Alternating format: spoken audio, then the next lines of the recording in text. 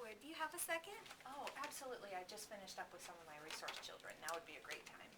Good. I just wanted to talk to you about my student Ben. In my class, I just finished scoring his unassisted writing sample, and he did not do as well as I had hoped. He scored a 1, and I didn't know if maybe we could meet to talk about his accommodations and other things I might do to help him. Absolutely. We would like to support you in any way that we can. We know that Ben has some special needs, so why don't I contact the principal? We'll see if we can set up a meeting where we can all work together and see what resources we can bring to help you with Ben. Sounds great. All right. As soon as I've been in touch with the principal, I'll email you the agenda. Sounds good. Thank you. Thank you. Hi! Hey! Thank you for How are joining you? us today. Thanks for asking me. I'm glad you're here. Absolutely. Glad to come.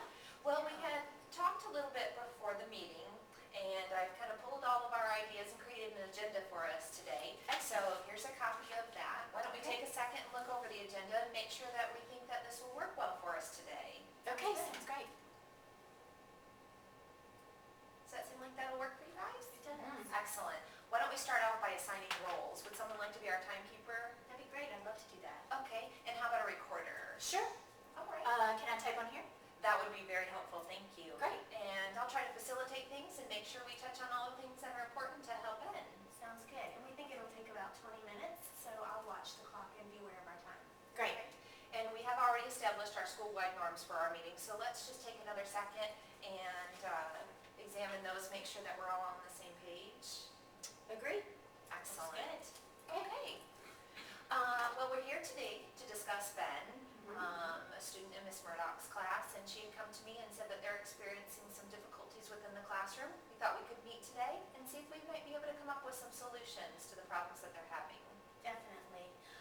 Ben's in my class, and as you know, he's learning disabled, and he's really struggling in writing and also having some fine motor difficulties. I brought his journal with me to show you, and as you see on here, he has a hard time with letter formation.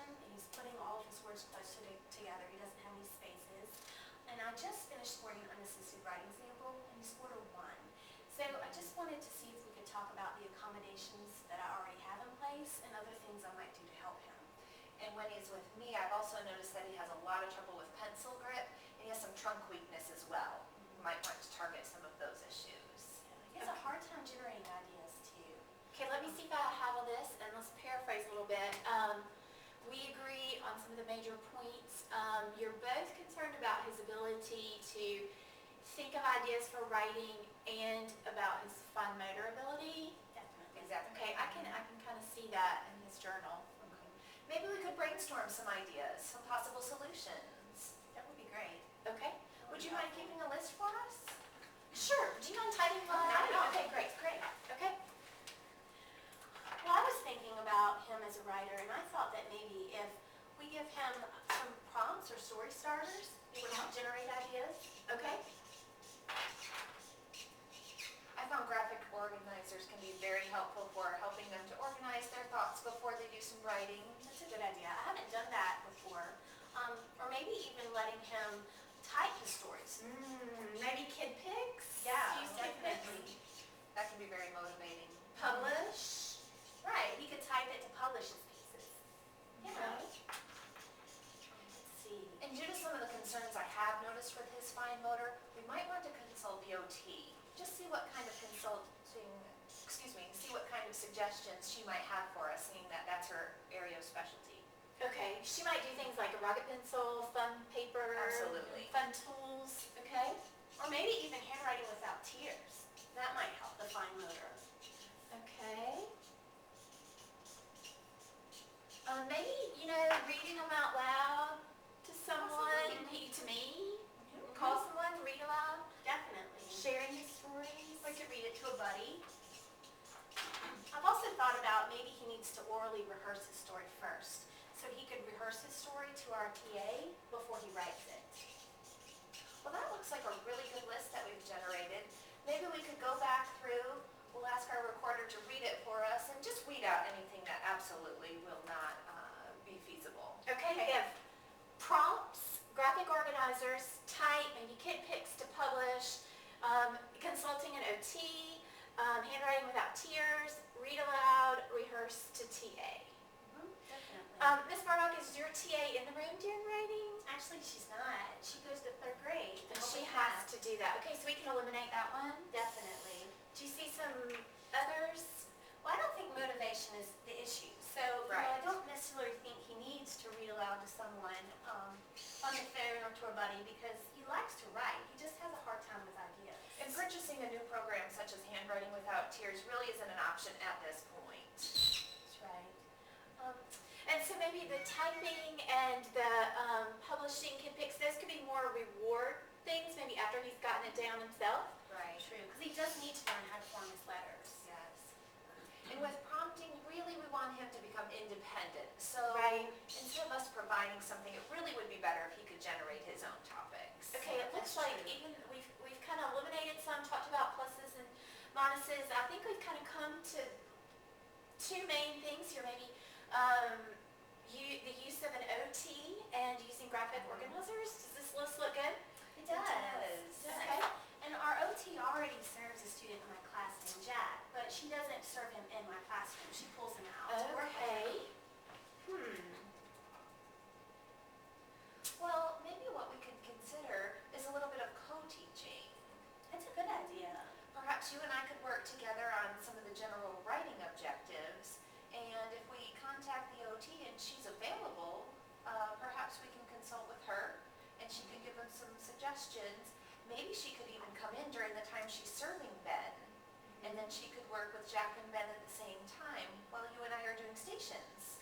You know, that's a great idea. I like that because it's hard for me to meet with Jack on a consistent basis because it's me in the room with a lot of children. So having you there would really help give some individual attention to the students. I can really show my support of the push-in model to the OT and talk to her about coming in and meeting, with you two when you're co-planning and coming in. And she could serve Jack and kind of consult, observe, and help Ben while she's in the room. Right, and she might find that we need to add that onto his IEP, so additional Right. services. I'm not sure, but it would be great to have her in there. Also, it seems like you're really great with the graphic organizers, so maybe in our stations you could teach graphic organizers and I could do my mini lesson on crafting. We should get together and find some common time to do some lesson planning for that. Maybe during your specials times? That's great. How about Wednesday? Wednesday would work great for me. Sounds good. Good. And you're gonna come in then twice a week, the same That amount of time that you already served them? Right, so instead of meeting them in my room, I'll just meet in your room if that would work out for you. Sounds great. Okay, so should I write down who's going to do what, when? That would be great. Okay. Definitely. Okay, so I'm going to talk to the OT. When should that happen by? Can you do it by the end of the week? I don't see why not. By Friday? Okay, great. Okay. And then we're going to meet Wednesday. Exactly, we'll plan then. Okay, the two lessons then. Okay. Absolutely. And I think maybe we should set up a time too that we can revisit this issue. Just see what kind of progress we're making, evaluate if it's working or not. Do you have some feedback on what you think might be a good timeline for that? You know, I'd like us to maybe meet back in about 3 or 4 weeks. Maybe we should say 3, see how it's going. Let's do. Okay. But I'd like to see us actually do this for about 6 to see if there's some actual progress with this model. If we touch base though in a couple of weeks, we can check our progress, make any modifications, and just kind of touch back with each other and see how it's going. That sounds great. So it's March 1st now. Do we want to say we're going to meet back on the 21st? Let's do that. Excellent. And Okay. does 8 o'clock work for all of you? Yes, Yes. that would be a great Before time. school. That's All fine. right, I'm going to type up an agenda for our next meeting. I'll so that- email the notes to everyone. Sounds good. Who's going to do what when? Okay. Right? How are we doing, timekeeper? We're doing great. All right. We've certainly got a lot done right on time. It's been 20 minutes. Great. Great. It was so nice. Thank you for asking me to collaborate with you. We're glad you came. Thank you for providing all of your resources as well. Thank you. Take care. Bye. Bye.